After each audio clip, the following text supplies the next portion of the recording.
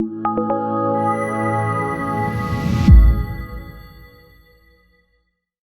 everybody. This is Henry Schneider with the Business Performance Podcast. And today it's my distinct pleasure to talk with Joe Kmiec from Business Forward, Inc. He's a senior advisor who works with companies to help them figure out where they can save on costs or reduce costs from taxes and assets, etc. So welcome, Joe. Well, thank you, Henry. I appreciate your time. Sure. So to get started, could you please briefly describe Business Forward, the types of customers you have worked with or you're currently working with, and what are all the different services that you provide? That's a big question. We have many services, but let me kind of back up and kind of start with my story where I've come from. So when I was young, I was very curious as to how things worked, and I took everything apart.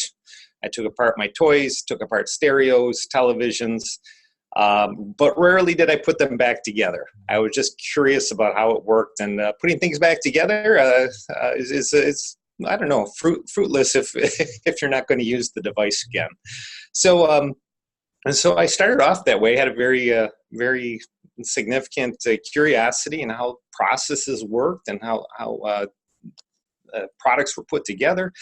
And I then parlayed that into an engineering degree and a finance degree, and I went out into the world to help improve processes. So I've got 30 years of experience improving processes, and now I'm taking improvements like that and process improvements to businesses to help them primarily save on their external costs, but as well as some of their internal costs.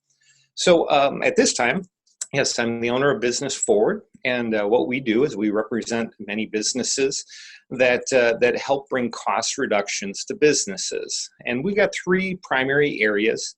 One is we have services where we will negotiate bills for businesses. I'll talk in more detail about that later.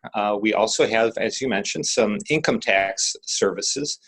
We help CPAs optimize the tax incentives that the government offers to save on income taxes for businesses. And then finally, we've got a group of services that we provide that are typically more efficient or cost-effective for businesses. We manage those ourselves or provide those ourselves, and we look across the country at providers and choose very carefully those where they can have a significant impact on the bottom line for businesses with minimal time commitment from the business. So in general, that's what we do.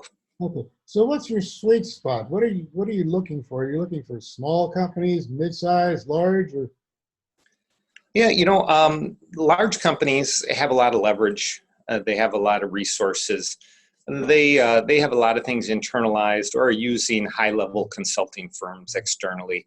So that's not our area. We work in the area of small to medium-sized businesses, typically maybe up to $40 million, but say $1 million to $40 million.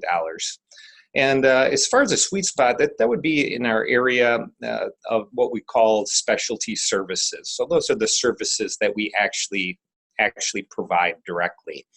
And I look at it as these are the types of things that a business can use to battle the cost of increasing wages. So we know right now that the wages are increasing dramatically. I'm seeing billboards around town offering, $11.50, $13 per hour, things like that. And a lot of businesses are struggling with that. That's a huge increase to their cost structure. Yeah. So what are the ways that they can offset some of that cost? Well, number one is we have an employee mobile app which businesses can use to stay in better communication with their employees. But very importantly is that engagement that we create helps improve employee retention and job applicants, and even reduces absenteeism. So it's a tremendous tool. Everybody has I shouldn't say everybody, but most people have a smartphone at this point, most hourly employees. And so this This tool allows a business to push the work schedule out. It allows them to fill new shifts. And so, for example, if they have a new shift and they need 5 people, well, they can send out a notification to 20 people. As soon as the first 5 reply and are accepted to cover that shift, then they don't have to receive any more requests to join that shift. So it just helps make the scheduling process much more efficient. But the aspect of it that helps with retention is there is a cash advance feature to it. And we're actually moving to a cost-free model here going forward, where an employee can get a cash advance on the hours that they've already worked, and we will provide that credit on a debit card for them. Oh. So there's no cost to the employee, no cost to the employer. We give them that cash advance, and we make money when they spend the credit from that card, from that debit card.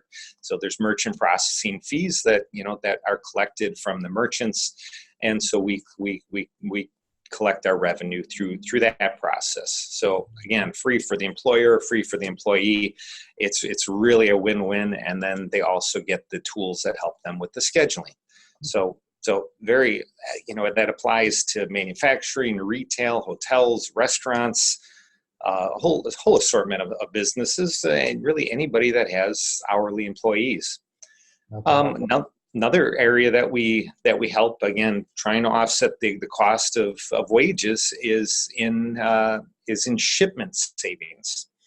So we have a nice platform there that has multiple national providers or carriers, as well as regional carriers. So businesses like manufacturing or distributors, think of parts distributors, they can use this platform, and instead of logging into the Federal Express system and the U.S. Postal system and UPS system and their local provider system, local carrier systems, they can log into one system, which will show them the cost differences that they can have the opportunity to choose from, or they can actually set it to always choose the least costly option. If they already have a contract with a carrier, we can load that into the system as well, so they can have that always as a choice as well. We're saving 15% or more, which is a huge savings for businesses that have significant shipping expenses. Mm-hmm. It's a process where that one platform can be used to track the deliveries. We have negotiated rates with the large carriers. In fact, our U.S. Postal System rate is second only to Amazon. So based upon all the volumes that we have from our clients that are using the platform, we're able to negotiate very strongly with the carriers and have them compete on price. So that's another great area, just huge savings for a myriad of businesses. Okay. Third, we take a look at what's typically the second biggest expense line for a business, which is employee healthcare benefits. So we provide a self-insured plan. Many times businesses are a little concerned. Why would I want to go from fully insured to self-insured? Isn't that picking up a lot of risk? Well, not really. Actually, not at all, because a self-insured plan almost always, or certainly all of our plans, include a stop-loss insurance. So that means you do have an upper limit maximum, but we provide so many different strategies. We have 18 strategies that we use to reduce costs, and maybe I'll just mention a couple of them that help reduce the healthcare costs in general. So people are aware of pharmacies switching the prescription brand or switching to a generic or between generic manufacturers, right? Well, why does a pharmacy do that? Well, they are financially incented by the drug manufacturers to provide that particular brand or that particular manufacturer's generic drug. Well, we don't play that game. We hire pharmacists that are there to solely dispense drugs to patients. Mhm. So we control the financials in the background. We control what switching is possible between the different drug manufacturers. We take all of those incentives that the drug manufacturers are providing, and we give those back to the business. And so typically with that and some other strategies around pharmaceuticals, we're typically saving 30% on a business's pharmaceutical spend for employee benefits. That's a huge savings. I like to think that we're more honest than a lot of health plan providers. That's something that's typically hidden in the background. Businesses don't really realize that they're paying more than they need to. We like to bring that into the open and provide that benefit back to the businesses. Okay, so since you are looking at all different ways to reduce operating costs, what are some of the biggest misconceptions out there with your customers about quality and trying to reduce costs? About quality and trying to reduce costs. Well, I would say that I run into, I would say the difference between different prospects that I approach. Some are very confident that they're achieving the savings that they should, Mm-hmm. and others are more curious as to what's available out there. So the encouragement that I would have is spend 5 minutes listening to what service is provided.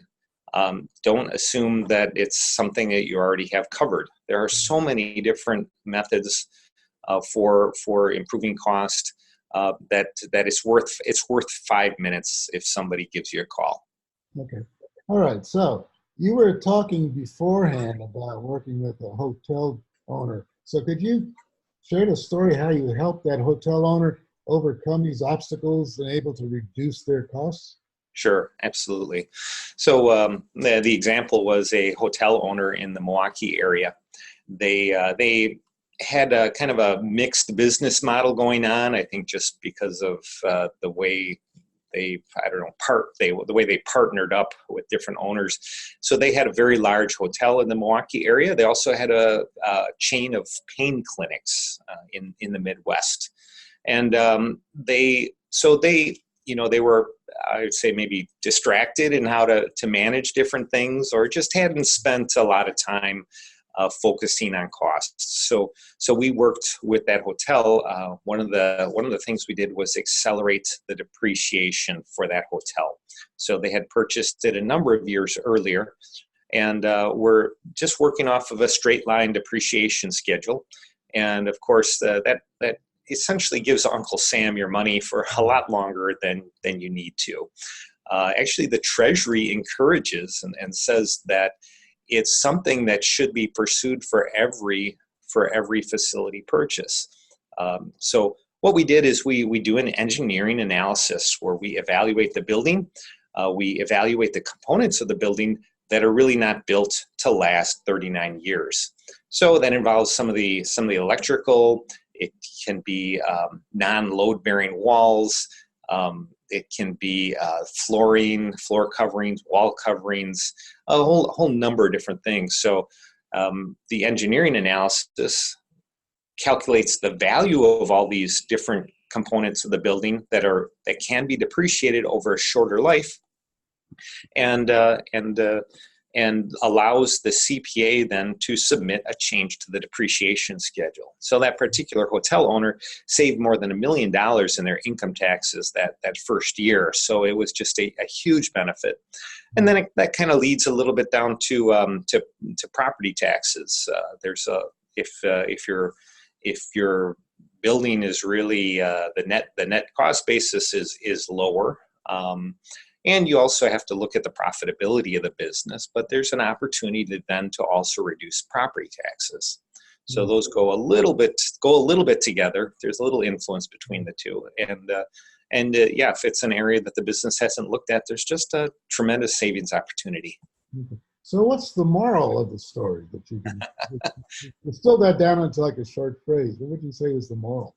The moral is is keep your mind open for new ideas. The U.S. is so creative. The entrepreneurs in the U.S. are so creative in finding ways to save. Just stay open to new ideas. Maybe even, I spoke with an individual, a CFO of a significant business, who actually keeps a schedule open, or keeps a particular time frame open to hear new ideas each month. And so, there's only so many ideas they're going to be able to fit into a 1 or 2 hour time span a month. But at least you're hearing ideas. It's a way to stay educated about what is available out there that might benefit your business. So I guess maybe that's the moral, and what I would encourage business owners or business leaders to do is keep a small part of your schedule open to hear new ideas. Okay. All right. So as far as the engineering analysis, did you do that, or do you contract with somebody else to do the engineering analysis? Right. I'm an engineer myself. I have a degree in engineering. So what happens is I scope out the building. I take the measurements, identify all the components, but I provide those to my back office support, and they're the ones that do all of the calculations then. There are calculations to what's the size of the flooring that's going to last 5 years, what's the value of that flooring, what's the distance for the wiring and the gas and other utilities that come from the main inputs into the building all the way to where that the power is utilized. So those are types of calculations that the engineers then do behind the scenes. Okay. All right. So what are some of the common pitfalls and mistakes that people make that they need to keep in mind when they're trying to reduce costs? I think I've talked about how owners or business leaders who just haven't taken the time or are focused on the day-to-day operations and need to step back and take a little bit of a more view of the bigger picture. Okay. Yeah, because I would think this is like what I would say, doing brain surgery with a meat cleaver, that you can just chop something off to reduce without understanding the implications of what did you just do to your business by trying to reduce costs. Yes. Kind of the devil is in the detail here. Business management likes to look at the big picture, which is really where most of their focus should be, but somebody should be doing the detailed work. And that's where we come in, where we have experts that will go into the details, analyze the very specific needs of the business, determine what's the fair price that they should be paying for that. Okay. All right. So I know you gave us a nice introduction at the beginning, but what defining moment occurred during your life that inspired you to form your own business here? Right. Well, I've had a curiosity about businesses and have read a lot about businesses. Like I said, I'm an engineer. I just love products and the design of products and the technology of products. Just really, gets me out of bed in the morning. It's just exciting stuff to me. So the opportunity to go out and meet business leaders and hear about their processes and their products, especially given the process improvement background that I've had, just working on countless process improvements over my 30 years of experience. That just excites me, and it's great to understand how their processes and how their business works, and then see where maybe where they have opportunity, or I should say the most opportunity. You can't chase every cost savings. That's not going to be efficient. But if you can identify the top 3 for your business, you're going to be way ahead. Okay. So you mentioned earlier about taking things apart. So I imagine you took an alarm clock apart sometime in your youth. Yes, I'm sure I have. So putting it back together, you always have excess parts. So right. What does that teach you? Something like that. Sure. Well, that teaches you how precise manufacturing needs to be, because they are, especially today, there's so many like snap fittings now, so that you don't need any tools for the assembly. Things just snap together. But you know what? They need to be lined up exactly perfect when you do that. Otherwise, you break some of the components in there. So so it's the precision that manufacturing has gotten to is very impressive. Yeah. Okay, so now could you share an experience you had early on in your life that influences or still influences how you approach business today? So I've realized over the years that it's somebody can be a rogue individual working to improve processes, but that you can cause just as much harm by working individually without considering what's going to happen when you're not there. Mm-hmm.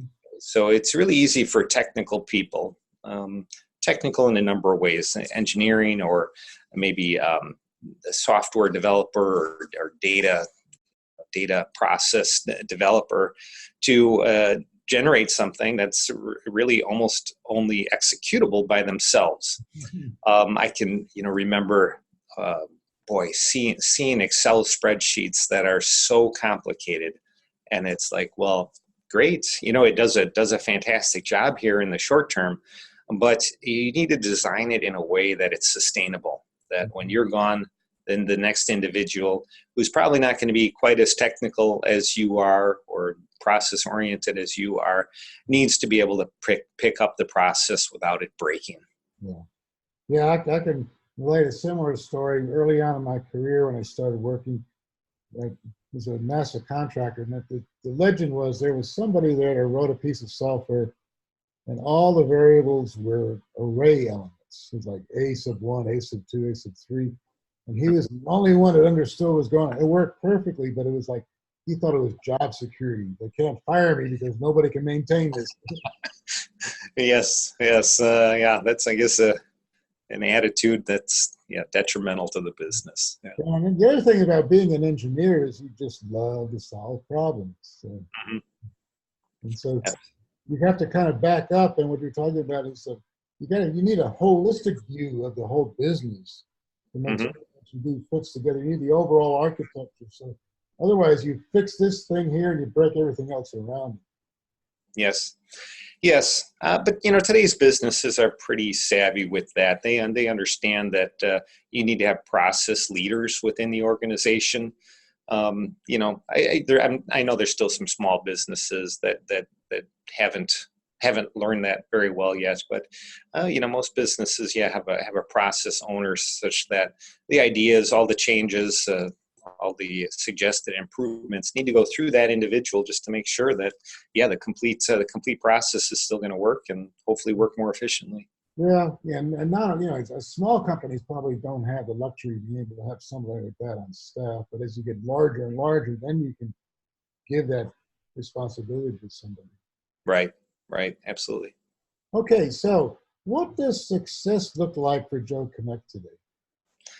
Well, success for me personally is when I can get into a pattern with one of our processes, one of our services.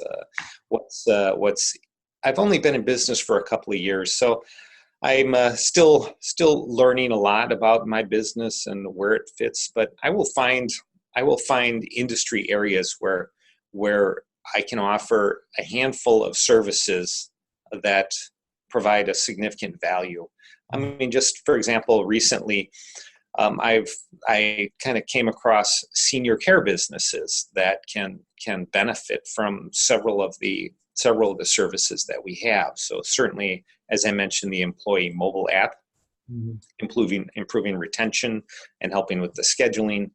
A lot of senior care facilities offer healthcare to their individuals, which again is that second largest expense for employers. And then there's other services like we could accelerate the depreciation of the facility, of the senior care facility. It's for me when I can run into those niches and provide a concise group of services that a lot of that industry, a lot of the industry businesses can utilize. For me, I can make a nice run there and help out a series of businesses in the area. Okay. Hey, wonderful. So now, as a company owner, what are your top 3 process or business capability challenges or concerns that you have? Mm-hmm. Well, just in general, for my business itself, finding the right person in a business. So we offer, as I mentioned, several different services. I mean, from things that help accounts payable, things that help shipping, healthcare, the tax attorneys or whatever for the businesses. There's just so many different ways for me to approach a business, and sometimes it's difficult to find the right individuals in the business. So for me, there's some tools that I use. I use some of the standard processes, LinkedIn, but I also do some purchasing of services and purchasing of data for different functions within a business, and also use a third party to help me identify the individuals to contact. So for me personally, and I think that's very common for small business owners, as we're especially business to business, trying to find that correct individual. Yeah. So when you compare yourself to your competitors, what distinguishes Business Forward from the rest of the pack? What are your discriminators? Right. Well, it has to do with me, I think, primarily. I mean, I have a couple of part-time individuals, but they do project work. I'm the one that helps identify for a given business what areas would be the highest opportunity for them.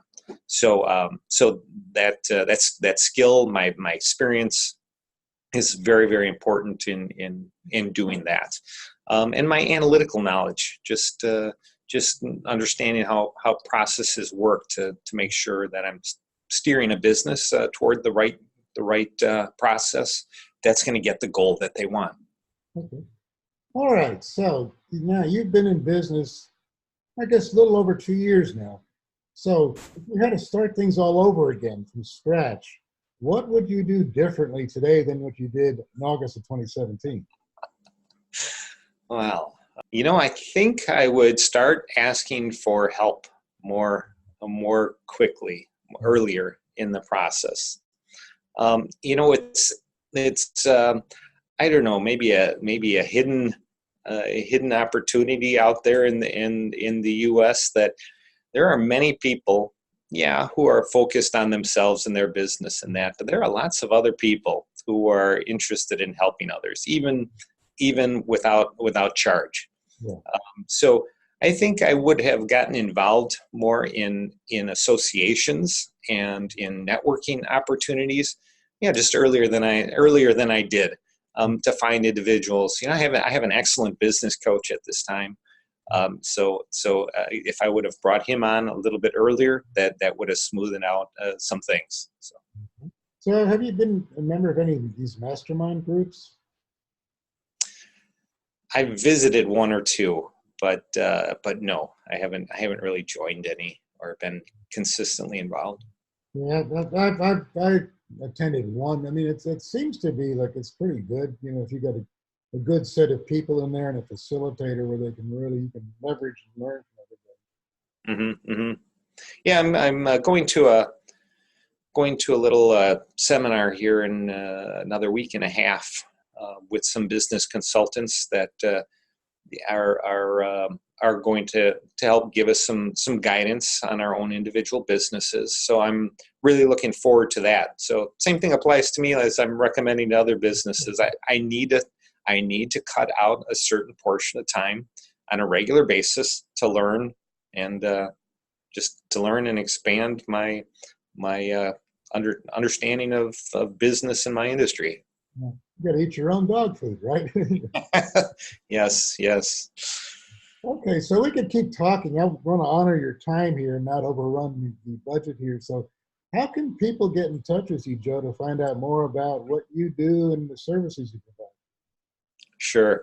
Well, again, the name of my business is Business Forward. So our website is www.businessforwardadvisors.com. That's businessforwardadvisors.com. And my number is 866-374-6789. Our goal, again, is to save really six figures for businesses. So for manufacturers, for example, typical savings, $250,000 for businesses that we work with. And these don't have to be huge businesses. So yeah, we'd welcome the calls to help out businesses. Again, that number was 866-374-6789. Okay. What about email? Email, Joseph.Kmiec. Kmiec is spelled Kmiec at businessforwardadvisors.com. Okay. So Joseph.Kmiec at businessforwardadvisors.com. Okay, great. Thank you. So your stories are fascinating. I just like the way you approached everything, especially just going back and taking things apart to understand how they work so then you can optimize and where you don't need the redundant extra parts. Right. But I'm sure people will find this just as fascinating as I did. So, Joe, thank you so much for your time today. My pleasure, Henry. Thank you.